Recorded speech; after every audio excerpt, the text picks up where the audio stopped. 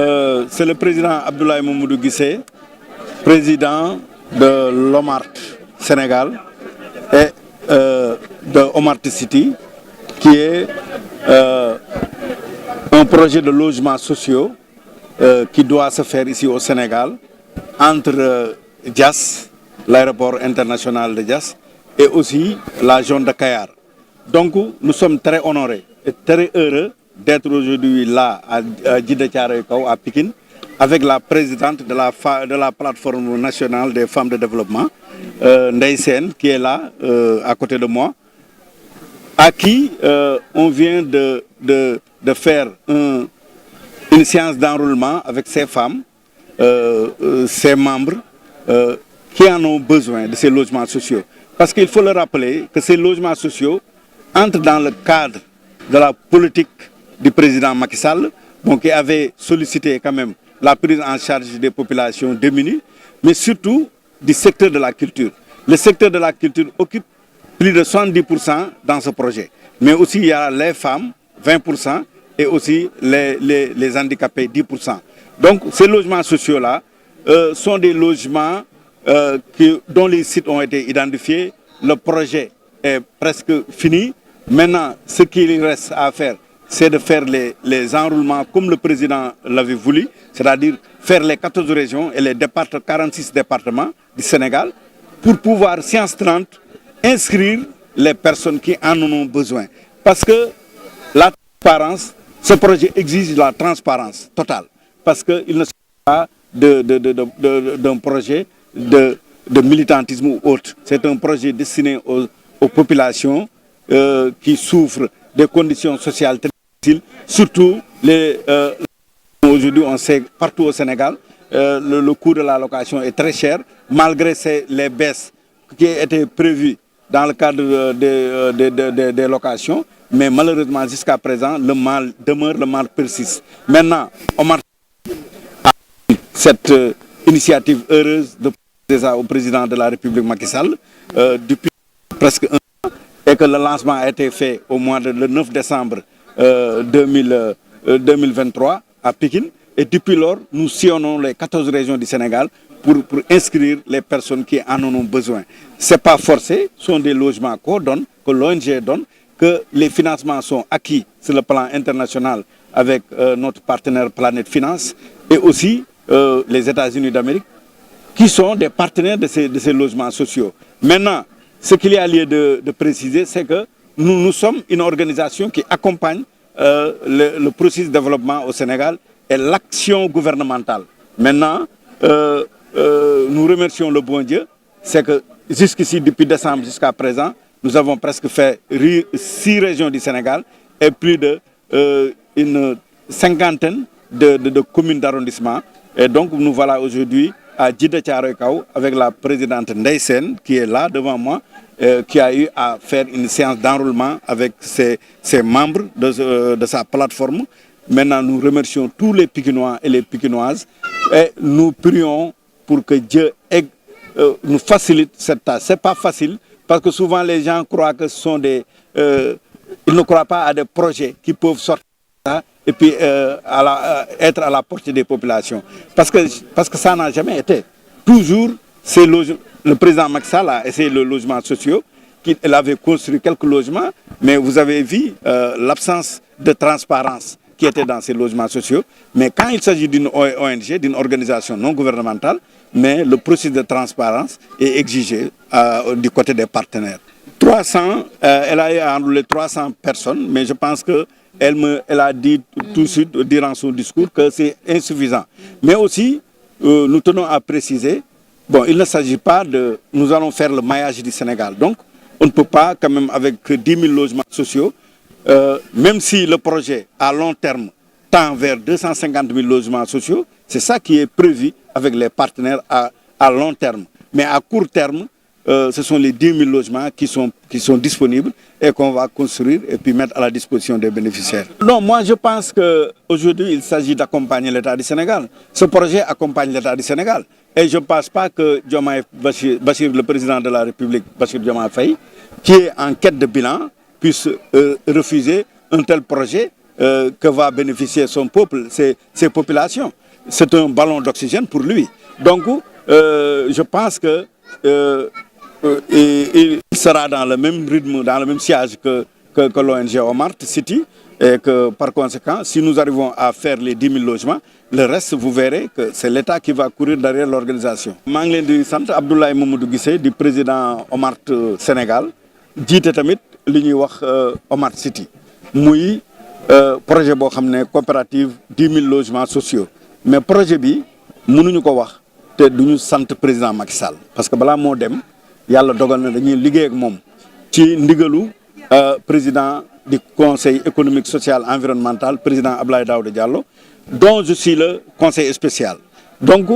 à ce titre ci la ñu jëlee logements sociaux ak ONG Omart il faut ñu préciser que ONG moo porté projet bi moo dem bitim réew moo ut ay partenaires am ñu ñuy wax ay Planète Finance ak américains yi ak bonne volonté parce que am nañu ay artistes yoo xam ne français yoo xam ne milliardaires yoo xam ne ñoom dañoo fas yéene financer logements sociaux yooyu pour population bi pour acteurs culturels yi parce que artistes yi ci la démarré ci artistes yi mais bi ñu demee ba gis Sénégal yi dañ ko soxla ci la ñu ubbi pourcentage yi nga xam ne dañ ko war a jox aussi ñi nga xam ne du ñu ay artistes wala jigéen ñi ak ñi nga xam ne dañuy def transformation parce que ñooñu aussi boo xoolee ñooñu aussi ci domaine de la création de la transformation lañ nekk te transformation yooyu ak création boobu mooy indi transformation sociale mais boo seetloo ba seet aussi le président Macky Sall jéemoon na fi ay logements sociaux mais lu tax demul maanaam gestion ni ñu ko gérer baaxul mais bu ONG gérer partenaire bi la jox ay milliards am jënd ay terrain am tabax ko jox ko Sénégalais yi mais kooku day veiller day xool processus bi te ñun c'est pas la première fois ubbi nañ fi banque en 2007 daanaka financé 500 millions par année pendant plus de 17 ans ñu ngi koy def fii Sénégal donc ñëpp xam nañu ONG bi nu muy liggéeyee ak nu mu farloo ci lépp lu jëm ci développement mais tey jii logements sociaux yi dañoo gis ne nag tey mooy suñu cheval de bataille ñun Omart Sénégal moom la ñu bëgg sénégalais yëpp génn ci location bi ci ndóol bi te ñun ñoo koy liggéey te dañ ko liggéey ba ñu xam ne tey li am Amérique wala France wala États-Unis nga xam ne gisoo benn doomu français bu ñu génn ci location bu UC ñëw fekk génn amul parce que foofu logements sociaux yi ay organisation yu mel ni ñun ñoo ko porté teg ko tabax ko jox ko français yi jox ko américains yi. terrain yi 417 hectares mu ngi à Diass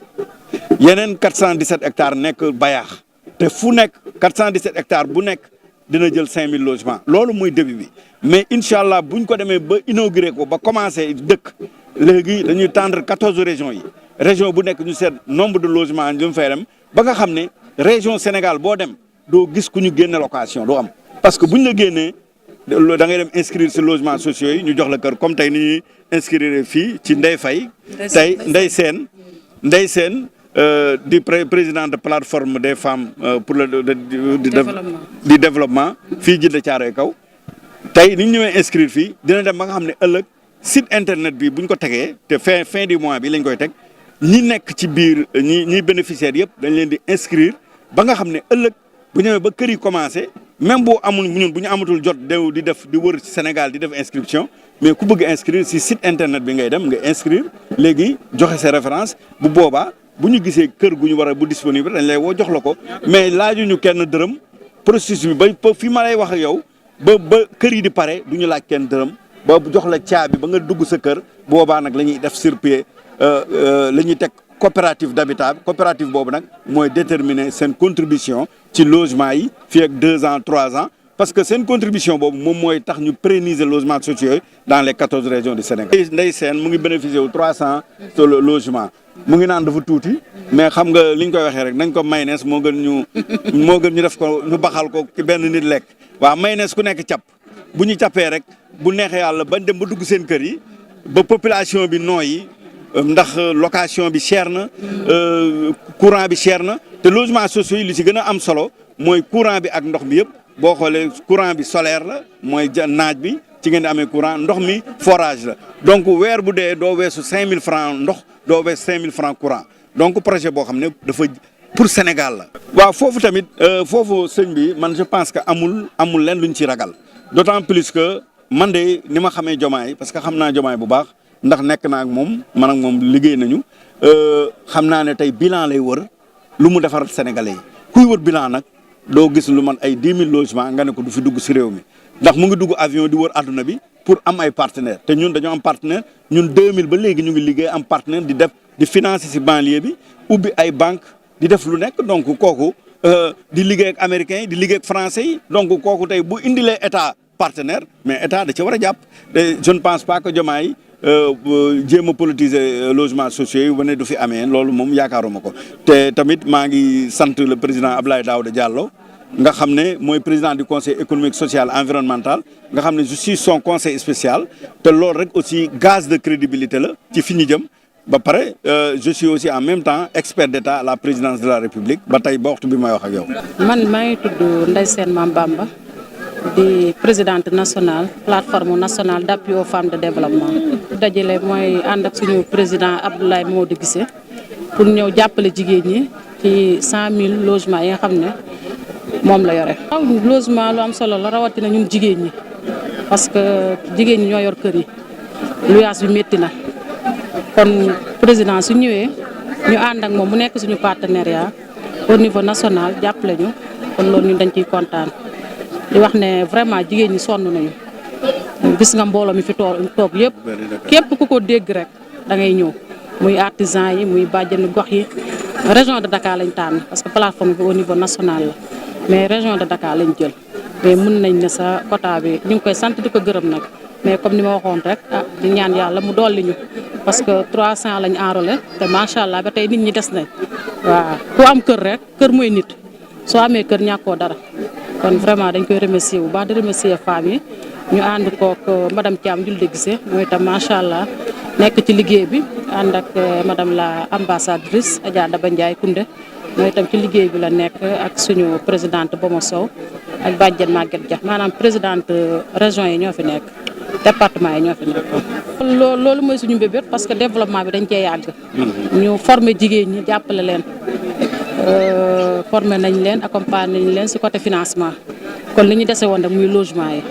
kon macha allah dafa ñëw ci temps waaw di wax ne jigéen ñi soxla nañ ko macha allah di ñaan yàlla yeggali ko waaw képp koo xam ne daal ñëw nga fi bindu yàlla na suñu borom jox la sa caabi loolu daal la ñuy ñaan am nañ confiance bu baax ci président Modou Guissé ak liggéey bi nga xam ne mu ngi koy liggéey ànd ko ñun.